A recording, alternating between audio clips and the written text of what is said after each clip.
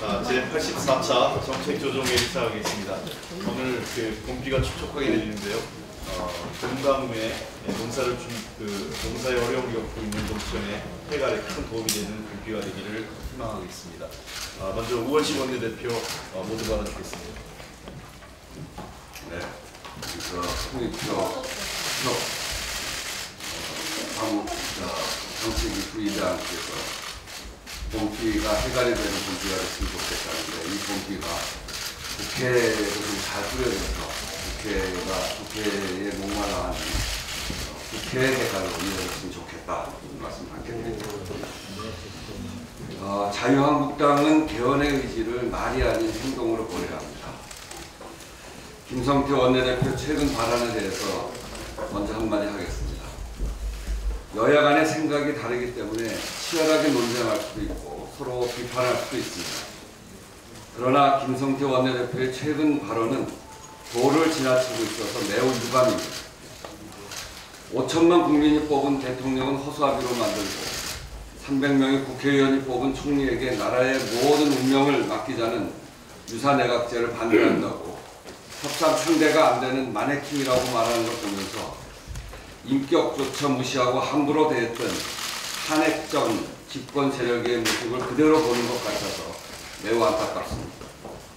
제1야당에 걸맞는 책임과 품격은 국회 운영과 개헌 협상의 상대에 대한 최소한의 예의를 갖추는 것에서부터 시작된다는 점을 말씀드립니다. 자유한국당은 국민 개헌을 실현시키기 위한 진정성 있는 행동을 보여주기 바랍니다. 다시 한번 강조드립니다만 개헌은 국민이 동의하는 내용이 되어야 실현이 될 수 있습니다. 개헌의 시기와 권력 구조의 문제를 둘러싸고 여야 간의 이견이 매우 크나 이는 개헌의 본질적인 문제가 아닙니다.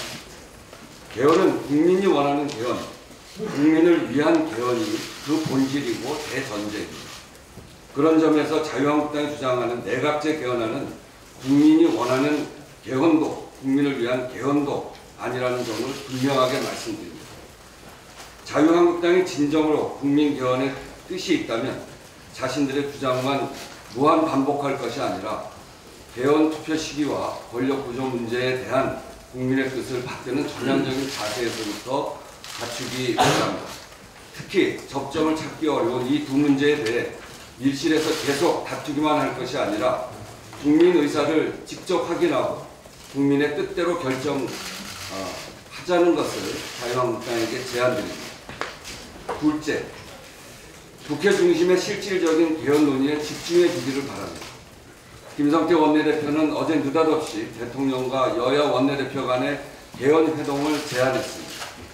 결코 수용할 수 없는 제안을 던져놓고 이것이 거부되면 개헌 협상 테이블을 걷어차겠다는 얄팍한 발상이라는 것은 이미 삼척동자도 다 압니다. 또한 그동안 국회 중심의 개헌을 하자더니 스스로 부정하는 참으로 어처구니가 없는 제안입니다. 더구나 반제 개헌이라고 비판하면서 열어보지도 않겠다던 그 개헌안을 발의한 대통령과 협상하겠다는 것도 정말 좌충우돌로밖에 보이지 않습니다. 개헌 협상은 이제 오롯이 국회가 담당해야 할 몫입니다. 지금은 국회가 개헌 논의에 중심적 역할을 할 때이지 청와대를 걸고 넘어지는 정쟁을 벌일 때가 아니라는 점을 다시 한번 분명하게 말씀드립니다. 셋째, 국민투표법 개정에 아무런 전제 조건 없이 나서기를 바랍니다. 여야 지도부 간의 개헌 협상과 무관하게 국민 참정권이 훼손되고 부정되는 위헌 사태를 해소하는 것은 국회의 책무입니다. 국회가 스스로 헌법적 위반 상황을 해소하지 못하고 있는 것은 대단히 수치스러운 일입니다. 그런데도 자유한국당은 겉으론 개헌을 하는 척하면서 속내는 개헌을 꼭 막겠다는 다른 표현인 선개헌협상 후 국민투표법 처리를 내세우며 국민투표법 개정을 혼자만 반대하고 있습니다. 우리가 느끼는 대로 국민투표법 개정을 막아서 국민개헌을 무산시키겠다는 발상이라면 이는 국민 참정권을 볼모로 개헌을 가로막는 무책임한 직무유기입니다. 다시 읽겠습니다. 우리가 느끼는 대로 국민투표법 개정을 막아 국민 개헌을 무산시키겠다는 발상이라면 이는 국민 참정권을 볼모로 개헌을 가로막겠다는 무책임한 직무유기입니다. 투표인 명부 작성 등 실무 작업에 소요되는 시간을 감안하면 늦어도 4월 중하순까지는 개정안이 처리되어야 합니다. 이제 허비할 시간이 없습니다. 행안위 심사를 오늘부터 진행해야 합니다. 반드시 협조해 주시기 부탁드립니다. 자유한국당, 바른미래당, 보수야당 야합으로 4월 국회 시동도 걸지 못하고 있습니다. 방송법 4월 처리를 하지 않으면 국회 의사 일정에 협조할 수 없다며 헌법 개정, 정치개혁 특위를 제외하고 국회를 전면 보이콧하고 있습니다. 이로 인해서 환노위는 국민들의 걱정거리인 미세먼지에 대한 대책 및 저감과 관련된 30여 건의 법안들에 대해서 논의조차 못하고 있고, 최저임금 산입법인 개편을 위해서 잡혀있던 3번의 공청회도 두 야당의 불참으로 전면 취소됐습니다. 건설 노동자의 고용환경 개선과 복지 증진을 위해 필수적인 건설 근로자 고용개선법도 지난 연말 자유한국당의 처리 약속이 지켜지지 않고 있습니다. 중소기업의 기술 혁신을 효율적으로 지원하고 연구 인력 부족 문제를 해결하기 위한 중소기업 기술 혁신 촉진법, 청년들의 중소기업 기피 현상을 해결하고 중소기업의 노동자의 임금과 복지 수준을 향상시키기 위한 중소기업 인력 지원 특별법 등은 노동자들의 삶과 직결된 법안들도 빛을 보지 못하고 있습니다. 참으로 안타까운 상황입니다. 미투 운동으로 성폭력 범죄 근절에 목소리를 높이는 상황에서 피해자들의 고통을 덜어주고 근본적인 예방을 위한 법안 처리도 한없이 미뤄지고 있습니다. 국민의 삶과 직결된 민생 법안은 법안 하나로 국민의 삶이 현저하게 달라질 수 있습니다. 자유한국당과 바른미래당은 국민의 삶의 문제를 해결하는 것보다 국회 보이콧을 통해 자신들의 주장을 관철하는 것이 더 중요하다는 것인지 묻지 않을 수 없습니다. 방송법은 방송법대로 과방위에서 논의를 해나가고 각 상임위에서 시급한 민생 법안은 그것대로 논의하면 될 일입니다. 4월 국회는 또한 청년, 지역경제 살리기 추경 처리도 시급합니다. 최근 3년간 청년 체감 실업률은 2015년 21.9%에서 2016년 22.1%, 2017년 22.7%로 계속 증가하는 추세이고, 지난해 상장사들은 순이익 120조 원에 육박하는 최대 실적을 기록했지만 청년 일자리 확대로 이어지진 않고 있습니다. 중소기업 중앙회 조사에 따르면 중소기업 300곳 중 67%가 올해 채용 계획이 없거나 미정이라고 밝혔다고 합니다. 청년 일자리 고갈 사태를 방치할 경우 더 큰 재앙을 막을 수 없습니다. 분산 지역 등 위기로 어려움을 겪고 있는 지역 경제 살리기도 시급한 과제입니다. 이번 추경은 재정이 적극적인 역할을 통해 당장 시급한 우선 과제인 청년 실업, 지역 경제의 어려움을 해결할 물꼬를 트자고 하는 것입니다. 이런 상황에 야당은 근본적인 대책이 아니라며 대책도 없이 반대만 하고 있습니다. 정책 시행도 단기와 중단기 대책이 있는데 청년 일자리 문제와 지역 경제 살리기에 대한 야당의 주장은 응급 처방이 필요한데 체질 개선하라고 하는 한가한 소리일 뿐입니다. 또한 이번 추경을 지방선거와 연계해서 반대하는 것은 더더욱 있어서는 안 될 일입니다. 인내서 하는 추경이 아니라 지난해 결산 잉여금과 기금 여유 자금만으로 활용해서 하는 재정 투입이라면 야당은 오히려 두 팔을 벌려서 환영해야 할 것입니다. 개헌과 민생 법안 처리부터 추경까지 국회가 해야 할 일이 산더미처럼 쌓여 있습니다. 야당은 더 이상 직무유기하지 말고 하루빨리 국회 일정에 복귀해서 민생 법안 처리 등에 적극 협력해야 할 것입니다. 이상입니다. 네, 다음은 김태년 정책위 의장 나가겠습니다.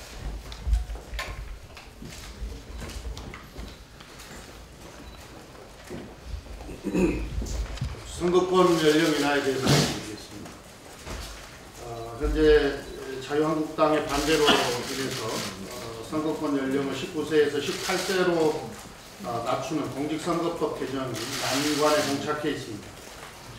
지난 2월 1일 국회 교섭단체 대표연설에서 자유한국당 김성태 원내대표께서 선거권 연령을 18세로 하는 것에 대해 동의하긴 했습니다만 그 후로는 전혀 진전이 없는 상태입니다.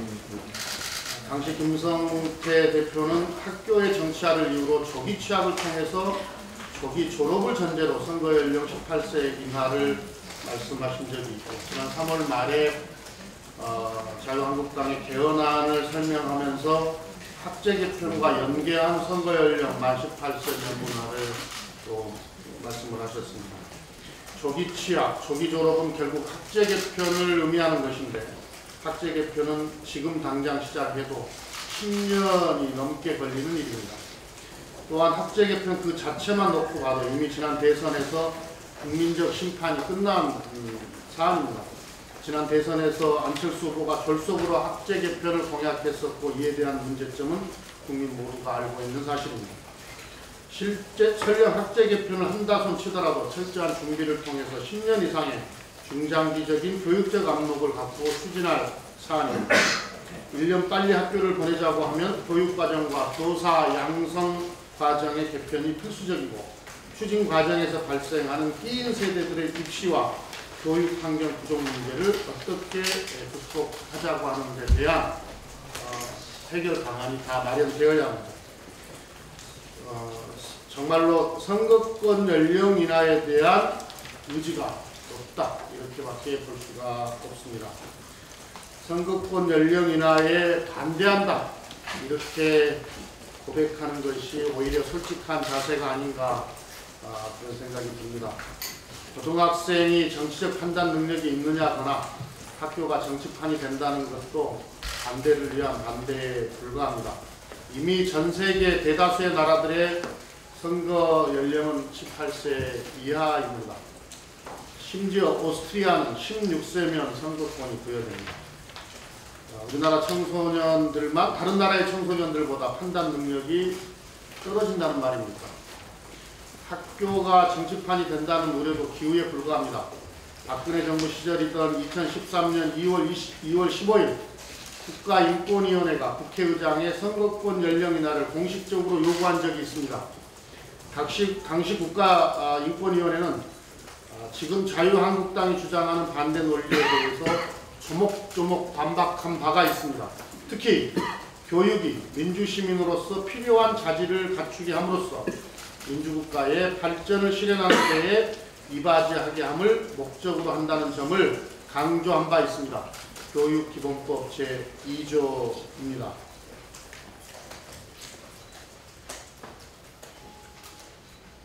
당시 국가인권위원회가 국회의장이 공고한 사항 중에, 논거 중에 한 대목만 말씀드리겠습니다. 선거권 연령의 하향이 곧 교육적 부작용을 불러온다고 단정하기 어렵고, 19세 미만자 모두가 대학 진학을 앞두고 있는 것도 아니며, 선거 관련 정보를 얻고 투표하는 데 필요한 시간이 학업에 지장을 줄 만큼 많다고 보기도 어렵습니다. 또한 19세 미만자 중에는 대학생도 포함되어 있어 고등학생 신분을 고려한 교육적 부작용 주장이 일반적 지지를 받기도 어렵습니다. 더욱이 교육이 민주시민으로서 필요한 자질을 갖추게 함으로써 민주국가의 발전을 실현하는 데에 이바지하게 함을 목적으로 할 때 이와 같은 우려는 교육 목적에 부합하지 않는다는 점도 고려해야 할 것입니다. 이렇게 권고를 했습니다. 지금 국가인권위원회의 공고 내용에도 있습니다만 18세의 다수는 고등학생이 아니라 대학생이라는 것도 살펴보아야 합니다. 보통 선거가 상반기에 치러지기 때문에 참정권을 행사하게 될 고등학생들은 생일이 지난 학생들 일부에 불과합니다. 일부의 고등학생들로 인하여 다수의 대학생들의 선거권을 박탈하는 것은 합리성을 결여한 과도한 반대 논리일 뿐입니다. 민주주의 역사는 참정권 확대의 역사이며, 민주주의는 참정권 확대를 통해 발전해 왔습니다. 다시 강조하지만 18세가 되면 결혼도 가능하고 군대도 갈 수 있고 공무원이 될 수도 있습니다. 취직을 해서 수입이 생기면 납세의 의무도 갖게 됩니다. 국민에게 각종 의무를 부여하면서 선거권을 박탈하는 것은 제대로 된 민주주의 국가라 할 수 없습니다. 의무는 부여하면서 권리를 인정하는 것은 민주주의 국가라 할 수 없습니다. 자유한국당은 지금이라도 민주국가의 국민이 당연히 누려야 할 참정권 확대에 대해서 발목을 잡지 말고 선거법 개정에 전향적인 입장을 취해줄 것을 당부합니다. 감사합니다. 네, 다음은 현안 발언 듣겠습니다. 박홍근 수석부 대표의 현안 발언 듣겠습니다.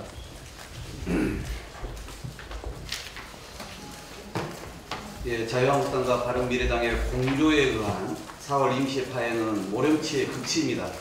지난 2일 본회의에 이어 3일부터 각 상임위도 두 당의 일방적 불참으로 줄줄이 취소됐습니다.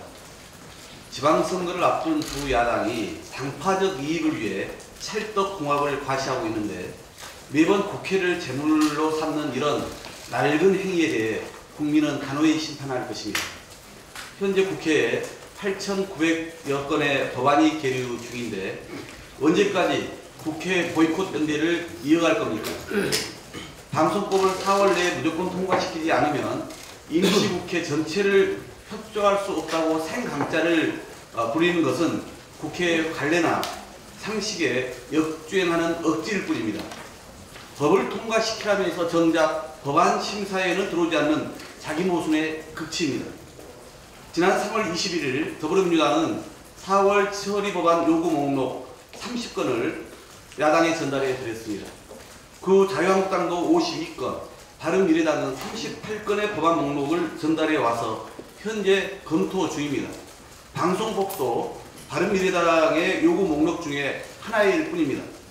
3당이 공통으로 처리가 필요하다고 꼽은 법에는 미투 관련 형법, 양성평등법, 성폭력 방지법 등이 포함됐고 민주당이 제시한 행정규제기본법, 미세먼지 관련 대기환경보전법과 수도권 대기특별법 등은 자유한국당 목록에도 있는 만큼 조속히 관련 상임위를 개최해서 법안을 처리하면 됩니다.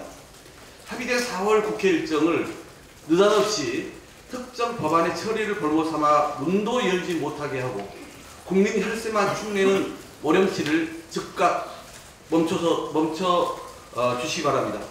합의대로 각 당이 처리를 희망한 법안 목록과 추경안을 놓고 사교섭단체 정책위 의장과 원내수석 부대표 회동 테이블에서 그리고 각 상임에서 논의를 시작합시다. 특히 이미 합의된 의사 일정인 9일 월요일 본회의를 열어서 추경 시정연설과 함께 제출된 홍문종 의원 체포동의안 보고도 받아야 합니다. 두 야당의 즉각적인 국회 복귀를 촉구드립니다. 방송법에 대해서 한 말씀 드리겠습니다. 우선 민주당은 제가 발의한 방송법을 부정하거나 말 바꾸기를 한 적이 없습니다.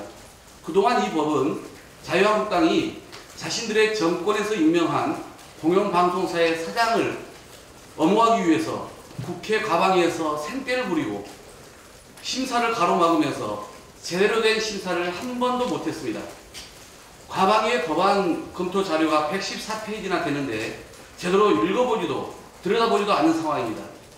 그래서 과방위 소위 심사부터 하자는 것인데 무조건 처리 약속부터 하라는 것은 앞뒤가 한참 바뀐 일입니다. 더구나 2016년 7월 제가 방송법을 발의한 후에 최혜선 의원 법안, 강효상 의원 법안이 뒤늦게 발의됐습니다. 이들 법안과의 병합심사의 기회조차 없이 묻지도 따지지도 말고 4월에 재법으로 통과시키라는 발상은 군사작전식 밀어붙이기이고 제왕적 원내대표들에 의해 일반 의원의 입법권을 침해하고 심사권을 박탈하라는 명령에 불과합니다.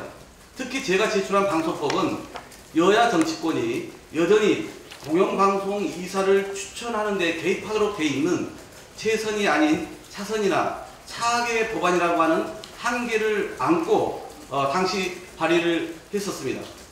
2016년 국정농단 시절 너무나 왜곡된 방송 환경을 긴급히 시정하려고 했던 법안이었기에 그런 맹점이 있었습니다. 공영방송의 독립성과 공정성을 위해서는 이번 기회에 정치권의 개입을 근본적으로 차단할 수 있는 다른 방식의 이사 추천, 즉 최적의 방안이 있다면 당연히 적극 검토를 해야 될 것입니다. 제가 발의한 이후 여러 법안이 추가적으로 제출되었고 최근 더 나은 공영방송 이사나 사장 추천 방안도 제안되고 있는 만큼 야당이 이사직 추천에 욕심이 있는 것이 아니라면 이번 기회에 방송 공정성과 독립성 강화를 위해 최적화된 방안을 도출하는 기회로 반드시 삼아야 되겠습니다. 끝으로 민주당이 야당 시절에 낸 법안이므로 반드시 처리하라고 하는 논리를 펴고 있는데 자유한국당 김성태 대표와 바른미래당 김동철 대표가 각각 발의한 국민투표법 반드시 처리해 주시기 바랍니다. 김성태 대표와 김동철 대표가 19대 때 발의했던 법사위 체계가구 심사 권한의 폐지나 제한을 위한 국회법도 4월 내에 처리해야 될 것입니다. 남이 낸 법안만 앞세우고 본인들이 낸 법안에 대해서 나몰라 하는 유체 이탈 화법이야말로 표리부동 내로남불 아닙니까? 이들 법안에 대해 두 야당이 즉각적인 심사와 처리를 요청드립니다. 네, 다음 이성건 부대표 현안 발표하겠습니다. 예, 이성건 부대표입니다. 지난 3일 제주에서는 제70주년 4.3 희생자 추념식이 봉행되었습니다. 이 자리를 빌려 추념식에 참석해 주신 문재인 대통령 네 분과 추미애 당대표님, 우원식 원내대표님, 그리고 야당의 대표님들과 함께해 주신 선배 동료 의원 여러분께 제주도민을 대표해서 진심으로 감사드립니다. 특히 국가폭력으로 인한 고통에 대해 사과하고 진상규명과 명예의 회복 등 4.3의 완전한 해결을 위한 노력이 중단되거나 후퇴하지 않을 것이란 문재인 대통령의 약속은 생존 희생자와 유가족을 비롯한 제주도민에게 큰 용기와 힘이 되었습니다. 다시 한번 감사드립니다. 4.3은 대한민국의 역사입니다.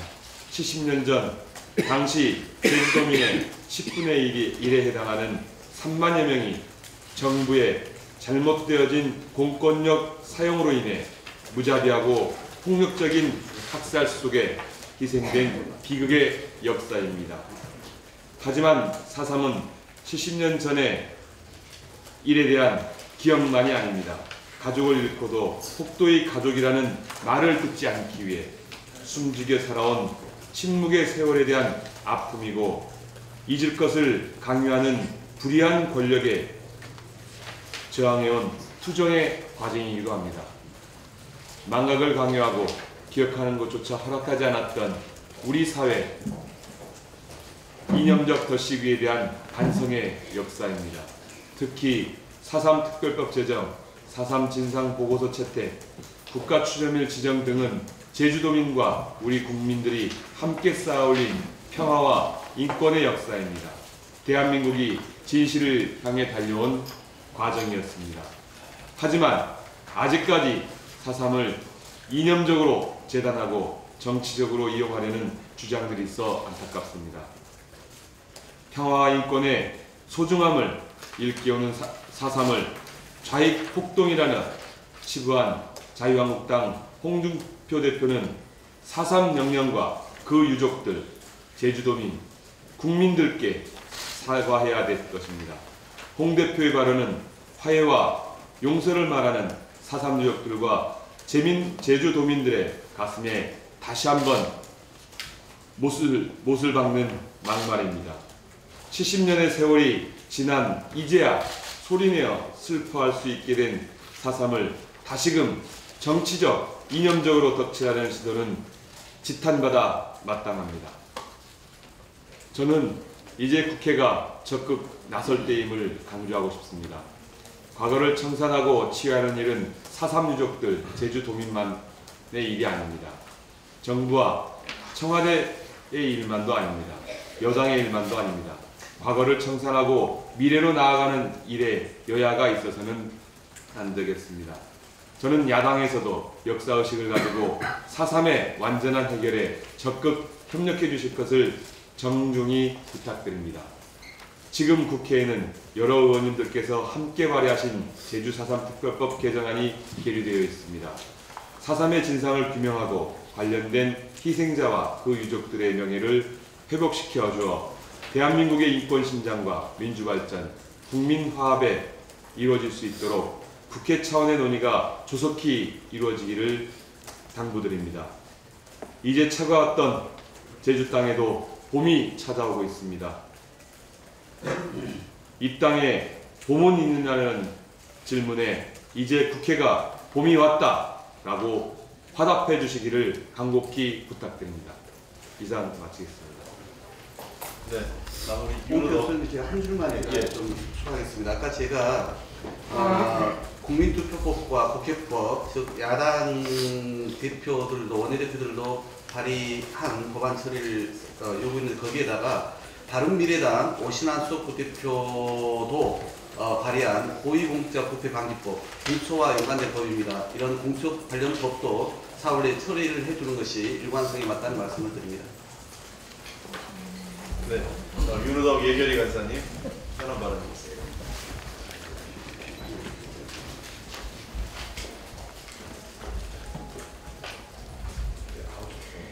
예, 오늘은 4월 27일 파주시 평화의 집에서 역사적인 제3차 남북 정상회담이 열립니다. 그 파주시의 국회의원 윤호덕입니다. 2018년 추가경정 예산안이 내일 국회에 제출됩니다. 이번 추가경정 예산안은 총규모 3.9조 원으로 편성되어 있고, 첫째, 시급한 청년 일자리 대책, 그리고 부유정에 처해져서 고용위기 및 지역경제가 파탄에 이른 지역에 대한 지원을 1조 원가량 담은 그러한 추가경정 예산안입니다. 지난달 28일 보건복지부와 통계청에 따르면 대형 조선소가 위치한 경남 거제시와 창원시 진해구 그리고 전남 영암군 등 세 지역에서 조선업 구조조정이 있었던 2016년 이후 스스로 목숨을 잃은 사람이 급증했다라는 참으로 참담하고 슬픈 통계를 접하게 되었습니다. 전국적으로 2016년보다 2017년에 자살자가 감소했음에도 불구하고 이 세 지역은 오히려 50%에서 100%까지 자살자가 증가했다는 것입니다. 그중 경남 거제시는 53명에서 90명으로 급증을 했고, 창원시 진해구도 35명에서 53명으로 자살자가 증가했다는 참으로 참담하고 슬픈 통계를 접하게 되었습니다. 이 지역에 대한 이번 추가경정 예산안의 지원이 정말로 시급하다는 것을 보여주는 그런 통계라고 생각합니다. 2016년도 우리나라의 경제성장률은 2.8%였습니다.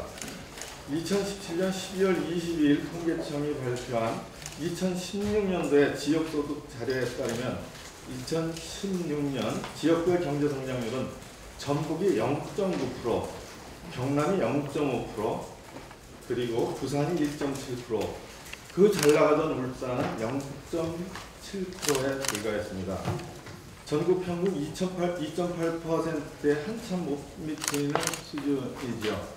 이 통계가 작성되는 금년 12월에 2017년도 통계치가 나온다면 이들 지역에서 혹시나 마이너스 성장률이 나올까 우려되기도 합니다.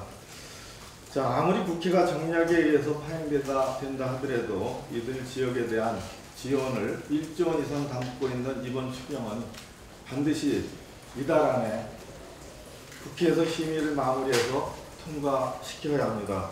야당에게 간곡히 호소드립니다. 이상입니다.